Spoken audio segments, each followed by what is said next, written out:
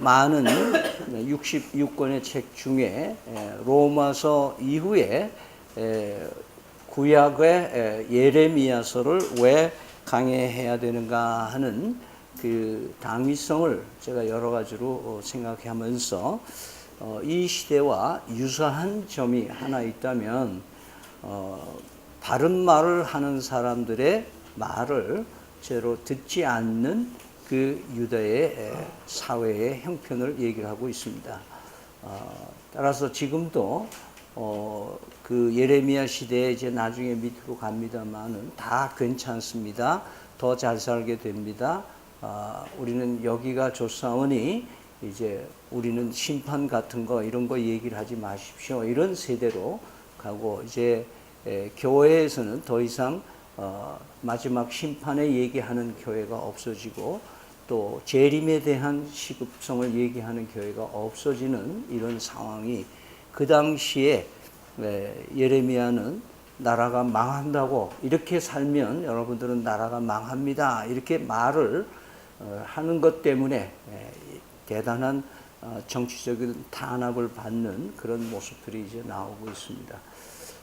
꼭 이 예레미야가 그 당시 유대인들을 향해서 쓴 글이지만은 우리에게 쓴 글은 아니에요. 그러니까 정확하게 그 분위기가 아수르는 이북이고 중국이고 러시아고 또 남쪽 애굽은 일본이고 미국이고 이렇게 얘기하는 것은 대단히 성경을 잘못 해석하는 것이다. 그래서 이것은 그 상황에 그때 유대인들에게 남겨진 이 기록, 이 글은 사실은 그때 그 사람들에게 절실하기 때문에 하나님이 예레미야를 통해서 말씀하신 거고, 왜 그러면 이 책이, 이런 글이 오늘 이 시대를 살아가는 우리에게 읽혀지게 해주시느냐, 왜 읽도록 하시는가, 이런 것을 우리는 얘기를 할 때에 이렇게 얘기를 할 수 있습니다. 영어로 좀 얘기를 하면은 This Bible not to me, 이 성경은 나에게 쓴 글은 아닙니다. But for me, 나를 위해서 하나님이 이 시대에 우리에게 남겨주시고 읽게 하신다는 것을 우리는 이 마음으로 여러분들이 받으시면서 오늘 말씀을 묵상할 수 있기를 바랍니다. 특별히 예레미야라는 말은 하나님, 야훼 하나님이 세우신다라는 말의 이름을 가지고 있습니다. 그래서 오늘 첫 제목을 세운다라고 하는 말씀으로 나눌 텐데요. 특별히 오늘 본문 1절에서 3절 보면은 왕들의 이름을 얘기를 하는데 11년, 16년 이렇게 그 기간이 있어요. 근데 그 중에 6개월 미만에 있던 사람 두 사람은 지금 그 이름이 적혀 있지 않습니다. 그러나 이 왕들이 이 왕으로서 직무했던 연한을 다 합하면 약 40년이 됩니다. 그러니까 예레미야가 20대, 그러니까 일설에 의하면 14살이라는 사람들도 있고 25살이라는 사람도 있는데 평균 잡아 예레미야가 오늘 이 성경에 하나님의 신탁을 받을 때에는 20살 정도 되는 아주 젊은 이 20살 미만의 사람이었다는 것을 우리는 보면서 40년을 이런 여러 왕들과 같이 이스라엘의 미래를 예언하는 선지자로 살았던 것을 우리는 보게 됩니다. 그러면서 하나님께서 왜 당장 이스라엘이 이렇게 범죄하면은 그때 직결해서 선악을 분별해서 심판을 하시지, 이렇게 40년 시드기야 왕 마지막 왕까지 바벨론의 포로로 잡혀가는 데까지, 예루살렘이 완전히 파괴되는 데까지 40년이라는 시간을 유보하셨느냐. 이것은 하나님은 요즘 쉽게 얘기하면 느림보시다. 기다려주신다. 성질이 급하지 않으시다. 그러니까 우리가 못되게 놀아도 뭐예요? 하나님은 그냥 기다려주시는 분이라는 거예요. 그래서 오늘 이 하나님의 마음을 우린 첫 번째 보는 것은 바로 기다리시는 하나님이시라는 거예요. 이것을 베드로가 아주 절감했는데 베드로후서 3장 8절 9절에 이런 말씀을 남겼습니다. 사랑하는 자들아, 주께서는 하루가 천년 같고 천년이 하루 같은 이 한 가지를 잊지 말라. 주의 약속은 어떤 이에 더디다고 생각하는 것 같이 더딘 것이 아니라 오직 너희를 대하여 오래 참으사 아무도 멸망하지 않고 다 회개하게 이르기를 원하시느라. 하나님은 우리가 다 돌아오기를 기다리시는 하나님이라고 말씀하고 있습니다. 여러분이 잘 아는 누가복음 15장에 보면은 두 아들의 아버지의 얘기가 나옵니다. 그 둘째 아들이 미리 자기에게 올 고난을 미리 받아가지고 탕진하는 얘기가 나오죠. 그 아버지의 모습은 이 아들이 자기 품을 떠나서 어떻게 사는지 뭘 하는지 상상만 했지 어떻게 하는지 뭐 소식을 들어본 적이 없어요. 그러나 이 아버지는 자기 품을 떠난 아들을 한시도 잊어본 적이 없기 때문에 그 표현이 늘 대문간에서 마치 집에 불도 안 끄고 그저 도둑이 들어와도 괜찮을 정도로 문도 열어놓고 아들이 돌아오기만 기다리는 아버지의 모습. 그 기다리는 아버지의 모습. 하나님은 우리를 기다려주시는 분임을 잊지 마시기 바랍니다. 저는 한 번씩 간증을 합니다. 저희 모친이 저를 어렸을 때부터 키우시면서 아버지 없이 키우면서 저에 대해서 상당히 기다려주셨던 어머니의 인내심을 저는 감사한 때가 많습니다. 어머니가 만약 나를 그렇게 개망나니질을 하고 그렇게 어렸을 때 지나도 기다려주시는 어머니. 아, 이제 철이 없어 그래. 아직 몰라서 그래. 그리고 기다려주시는 어머니의 그 기다림이 있어서 오늘 제가 존재한다는 것을 여러분에게 말씀드릴 수가 있는 겁니다. 하나님은 기다리시는 하나님입니다. 그 기다리심 때문에 우리가 여기 있는 줄 믿습니다. 또한 우리는 이 기다림의 은총을 우리도 받았기 때문에 내 자녀에 대해서 기다려줄 줄 아는 부모님들 되시기를 바랍니다. 또한 내 주변의 이웃들과 내 주변 사람들, 내 남편을 기다려주고 내 아내를 기다려주고 내 주변의 이웃들, 나를 아프게 하고 나를 헤아치는 그런 사람들을 기다려주는, 아직 몰라서 그러니까 내가 좀 기다려주고 기다리지. 내가 아무리 복음 전해도 우리 식통을 위해서 아무리 뭘 해봐도 안 된다가 아니라 그들이 주님 품으로 돌아오기를 기다리는 믿음찬 교회 교우들의 마음이 되기를 바랍니다. 두 번째로 오늘 말씀에는 원래 예레미야는 대대로 제사장 집안에서 태어났습니다. 그러니까 자동적으로 그 가문에 의해서 제사장이 되는 청년입니다. 그 제사장은요, 그 당시에는 상당히 대접받습니다. 왜냐하면 먹을 거 걱정 없죠. 입을 거 걱정 없죠.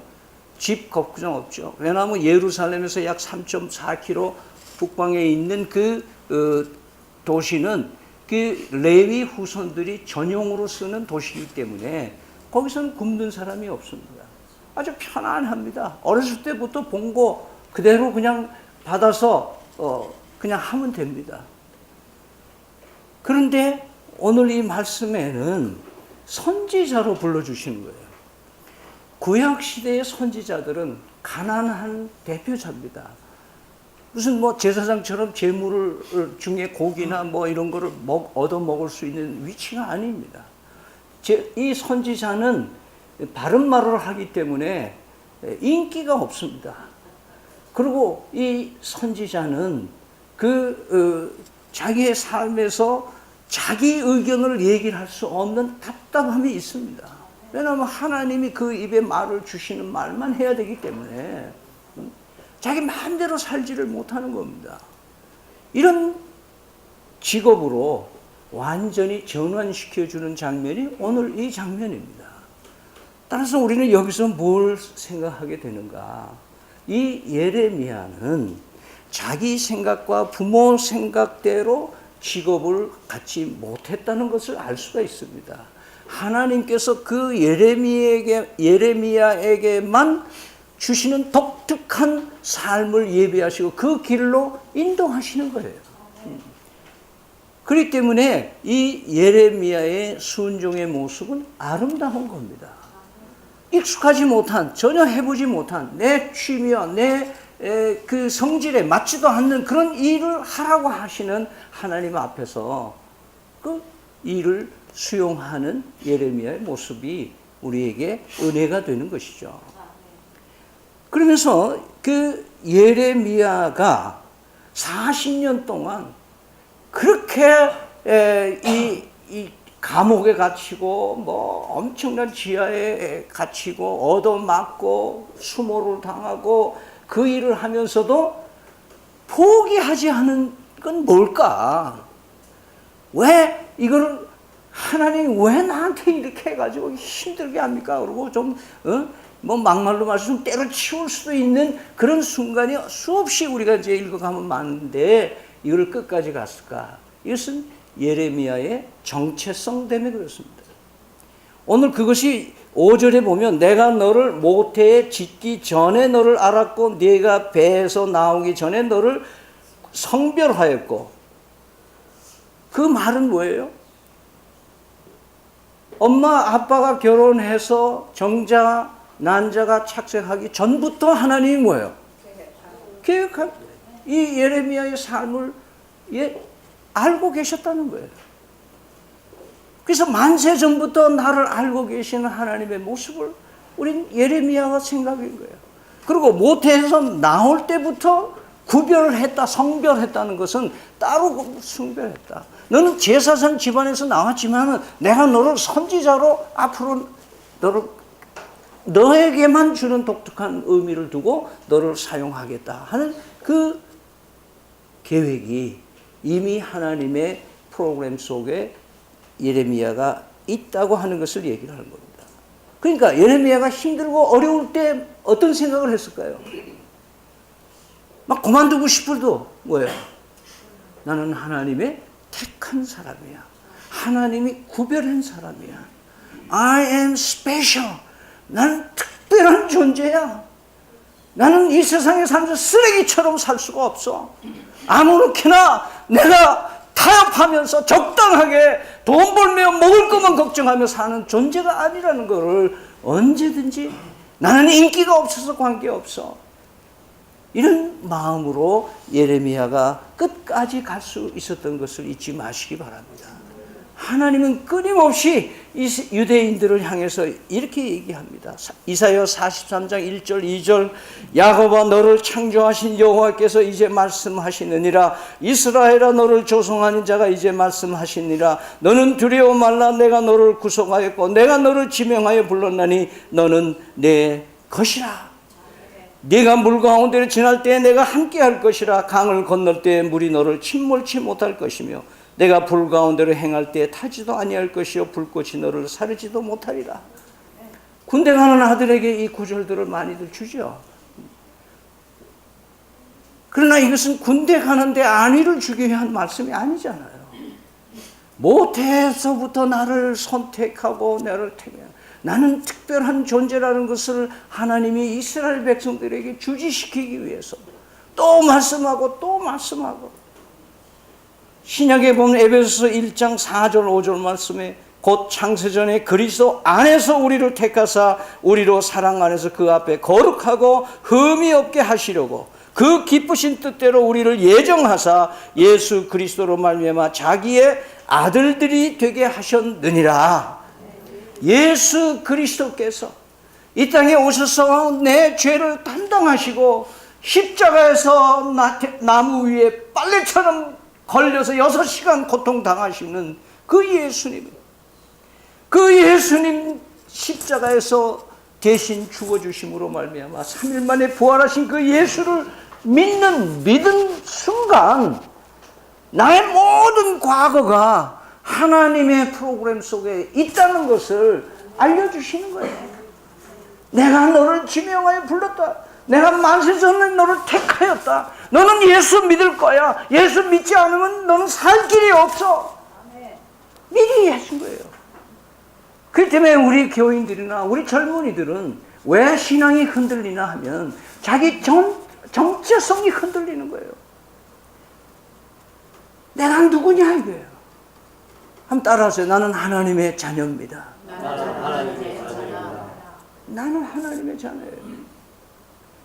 나는 하나님의 자녀예요. 외롭고 힘들고 고독하고 눈물 나고 어려울 때마다 나는 하나님의 자녀입니다. 나를 자녀입니다. 나 위해서 피 흘려 죽기까지 하여 주신 그 아버지 사랑에 감지덕지한 마음을 가진다면 우리는 헛되이 내 인생을 낭비하지 않을 줄로 믿습니다. 그는 나의 정체성. 우리가 어려울 때마다 우리의 삶 속에서 놀라운 은총을 되새겨야 되는 것은 바로 하나님께서 우리를 부르신 목적이 뭐냐 이거예요. 오늘 이 예레미야의 정체성 가운데 하나는 뭐예요? 내가 너를 택하여 불러서 뭘 하시겠다? 선지자로 불렀다. 선지자라는 말은 입으로 하나님에 대해서 얘기하는 사람이다 그 말이에요. 입으로 전하는 자예요. 그러니까 제사장이라는 직은 하나님에게 예배하는 자예요. 그런데 예레미야를 예배자에서부터 뭘로 부르시냐면 스피커로 부르신 거예요. 말하는 직종으로 변화시켜 준 거예요. 오늘 많은 교회들이 예배에 목숨을 거는 목사들이 있어요. 성경 어디에도 예배 보는데 목숨 걸라는 말은 없어요. 복음을 전하는데 목숨 걸라는 말씀은 있어도 오늘 이 예레미야의 삶은 제사장에서부터 선지자로 옮겨준 것은 우리는 예배자로 부르기도 했지만 우리는 예배를 끝나고 나가면 하나님의 입이 되어야 된다는 말씀으로 받으시기를 바랍니다. 내 입으로 전해지는 말이 무슨 말이냐 이거예요. 아직도 나에게 쌍소리 나고 저주하고 다른 사람을 비판하고 다른 사람을 험담하는 말, 다른 사람을 아프게 하는 말의 가시를 가지고 있는 성도라면 그는 예배자도 아니요, 그는 선지자도 아닌 종교인일 수밖에 없는 것을 잊지 마시기 바랍니다. 세 번째로 오늘 이 말씀 속에 하나님은 나이와 관계없이 부르십니다. 그리고 그 사람의 능력이나 소질과도 관계없이 그 사람을 부르십니다. 여러분들 우리를 부르실 때 똑똑한 사람 불러서 쓰면 얼마나 좋아요. 공부 많이 해서 머리 좋은 사람 들어 쓰시면 얼마나 좋아. 근데 바울 사도는 고린도 후서에서 그런 얘기 하지 않아요. 나같이 못난 것을 택해서 잘난 사람들을 부끄럽게 하시려고 하셨다. 바울 사도 같이 스펙이 있고 아주 잘 나가는 사람을 택했는데도 바울의 의식 속에는 뭐예요? 나같이 못난 사람을 택했다고 얘기하는 거예요. 성경 영웅들을 다 보세요. 다 굉장한 이력을 가진 사람, 인류학교 나오고 무슨 경력이 화려하고 제대로 된 사람들이 들어쓰임을 받은 기록은 여러분 없어요. 그런 사람일수록 다 실패하는 걸 보지 않습니까? 성경은 그렇게 얘기하고 있는 거예요. 오늘 여기에 보면 예레미야의 열등감을 봅니다. 거기에는 슬프도 소이다. 6절에 그렇게 나와요. 하나님이 불러주신 거 하나님 앞에서 아이고 슬프다 이거예요. 왜? 나는 아직도 어린아이다. 아직도 철없는 존재다. 아직도 좀 부족한 존이다. 아직도 연마되지 못하고 인격도 갖춰주지 못하고 그런 존재다. 그런 얘기예요. 엄청난 열등감을 가지고 있었어요. 이 어린아이라는 말에 다 그 열등감이 집결되어 있는 거예요. 근데 그 두 번째 나오는 얘기가 뭐예요? 여기서 말은 어눌하다는 거. 어눌하다는 건 말을 잘 못한다 그 말이에요. 말을 잘 못하기 때문에 내가 하나님의 선지자 역할을 내가 감히 어떻게 합니까? 말을 좀 찰찰찰찰 막 멋들어지게 하는 언변이 있는 사람을 쓰시지. 하나님은 예레미야의 그 열등감에서부터 돌려 세우기 위해서 하나님은 역사를 이루십니다. 그것이 그 입에 손을 대십니다. 그래 손을 대시면서 내 말을 내 입에 넣어준다. 이게 어떤 무슨 화학작용이나 어떤 요술로 하는 것이 아니라 내가 너를 선지자로 열방으로 보낼 때에는 내가 네가 말이 부족하거나 말씀이 메마르지 않도록 너에게 끊임없이 부어주시겠다고 하는 약속인 거예요. 그래서 플러스 알파가 뭐예요? 내가 너와 함께 하겠다는 거예요. 주님이 함께 하시면 끝나는 거예요. 그렇잖아요. 주님이 임마누엘 하시는데 뭐가 들어올 거예요? 무슨 말을 못 하겠어요?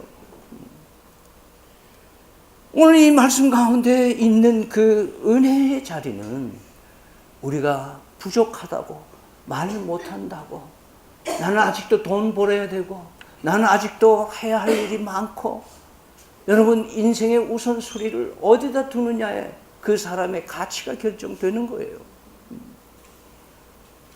요새는요 교회 결석계를 내는 사람들이 거의가 돈하고 관계되어 있어요. 돈벌이가 우선이에요. 우리가 어렸을 때는 교회 나오는 걸 취직을 해도 젊은 사람이 취직을 해도 주일날 쉬지 않는 직장은 뭐예요?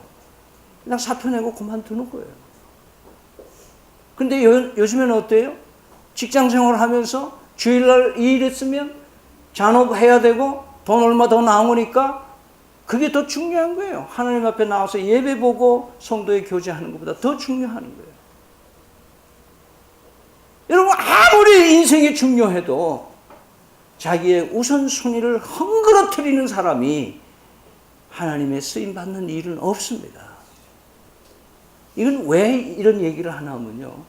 우리는 나의 열등감을 채워주시는 하나님이심을 모르기 때문에 그래요. 나는 지갑이 비면 사람이 수그러지는 사람인가? 나는 지갑이 비어도 늠름한 사람인가? 한번 테스트를 해보세요. 내 은행 잔고가 든든하면 괜찮은가? 저는 목사들이 은퇴를 하면서 두둑한 퇴직금과 교회로부터 뭐 거래를 해가지고 내가 30년, 40년, 뭐 20년을 했으니까 얼마로 주고 땡기고 이런 얘기들이 저한테 들려요. 은퇴의 계획이 없는 목자로서 은퇴 급여를 받을 수 없는 위치에 있는 목사들이 80%예요, 우리나라에요. 저는 마지막 때에 내가 하나님을 의지하느냐, 은퇴 자금에 의지하느냐 하는 것은 본인이 선택하는 거예요. 이것은 우리 하나님께서 어떻게 하시느냐? 그러면 맨손 들고 뭘 하겠느냐? 오늘 예레미야의 입에 손을 대신 분은 하나님이십니다. 여러분이 집에서 아이들한테 심부름씩 야 마트 가서 뭐 좀 사와 그럴 때 그냥 보냅니까? 뭘 같이 줘요? 돈을 줘야지. 살 돈을 줘. 하나님이 우리에게 일을 맡기실 때는 능력과 힘과 지혜와 필요한 것들을 공급해 주실 줄 믿습니다. 그거예요.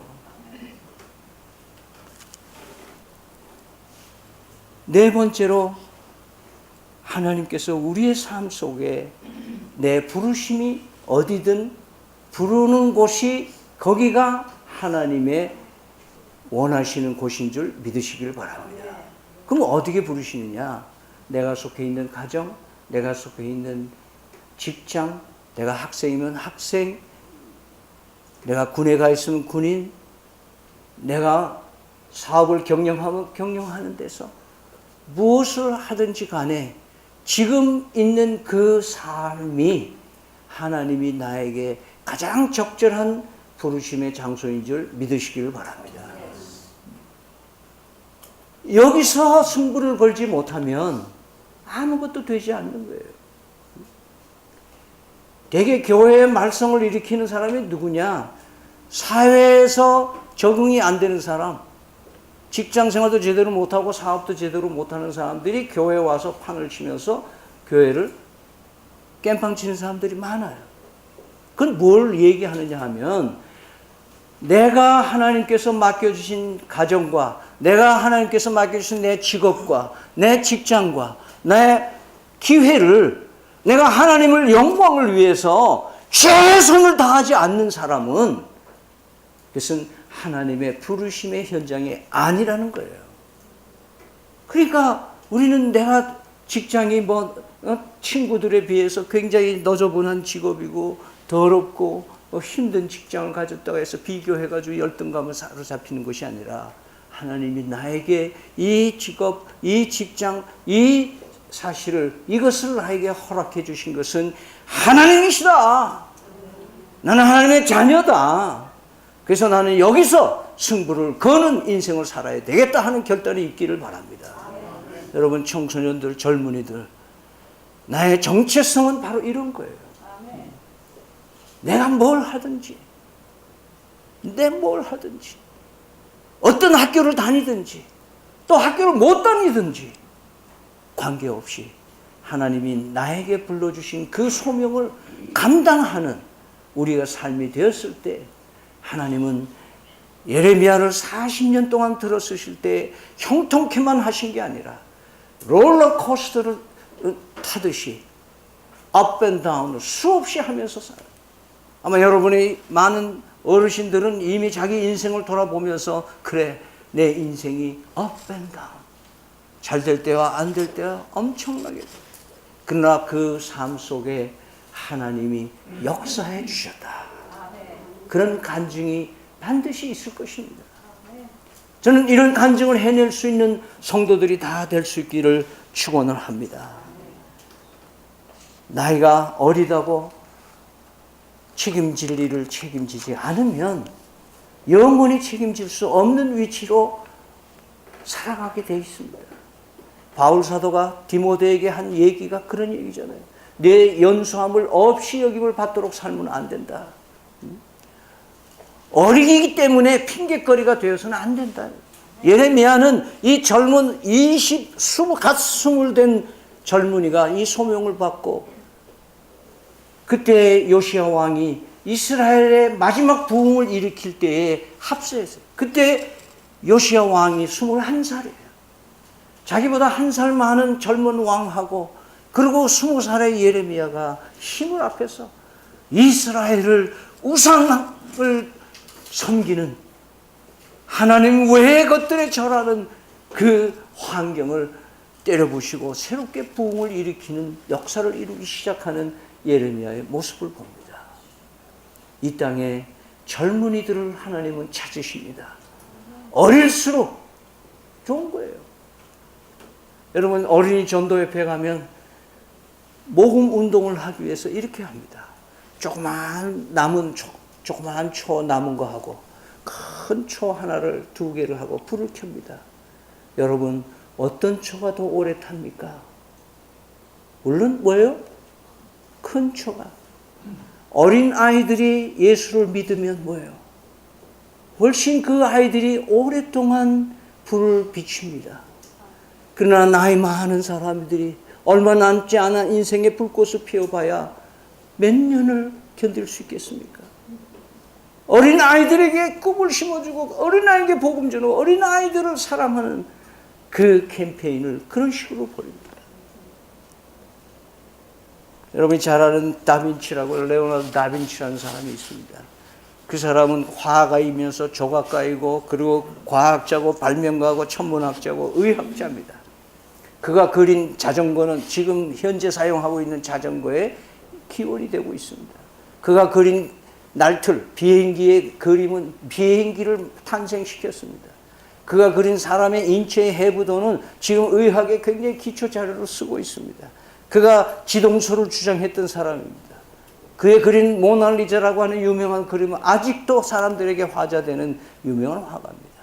그런데 그 사람이, 그렇게 유명한 사람이 갑자기 된 게 아닙니다. 그는 부모님을 어렸을 때 일찍 잃었습니다. 그래서 할머니한테 위탁을 해서 했습니다. 할머니 밑에서 컸습니다. 근데 얼마나 말썽을 부리는지, 얼마나 괴팍한지, 얼마나 엉뚱한 짓을 하는지 할머니가 감당이 안 되는 거예요. 근데 이 할머니가 한 가지 한 일이 있어요. 매일 집 앞에서 아이를 나갈 때 끌어안고 너는 무엇이든지 할 수 있어. 할머니는 너를 믿는다. 그 개구장이 말 안 듣고 속썩이는 아이를 기다려주는 할머니의 사랑의 마음은 너는 할 수 있어. 너는 할 수 있어. 나는 너를 믿는다. 이 말이 그의 청소년의 귀에 못이 박혀서 그래, 난 뭐든지 하면 될 거야. 이것은 세워주는 사람의 마음인 줄 믿으시길 바랍니다. 하나님은 오늘도 우리에게 세워주시기 위해서 빌립보서 4장 13절 말씀으로 나를 사랑하는 능력을 주신 자 안에서 모든 것을 할 수 있다고 우리에게 말씀하시는 분인 것을 잊지 마시기 바랍니다. 나는 안 돼가 아니고 나는 돼. 나는 돼. 나는 되는 거야. 지금이 어때서? 지금 내 삶이 어때서? 나는 하나님의 자녀인데 I'm special. 나는 특별한 사람이잖아. 세상이 몰라줘도 돼. 인기 없어도 돼. 돈 많이 못 벌어도 돼. 나는 나로서 길이 보존하는 아름다운 삶을 살아가는 성도들 다 되시기를 축원합니다. 지금은 우리 주 예수 그리스도의 은혜와 살아계신 하나님 아버지의 극진하신 사랑과 성령의 교통하심이 저희 같은 것들을 세워주시기 위하여 그리스도를 희생시킨 하나님의 무한한 사랑을 품고 우리도 많은 사람들을 세우는 데에 열심하며 바로 서서 살아갈 수 있는 그런 마음을 가지고 돌아가는 심령들 머리머리 위에 영원토록 함께 계실지어다. 아멘.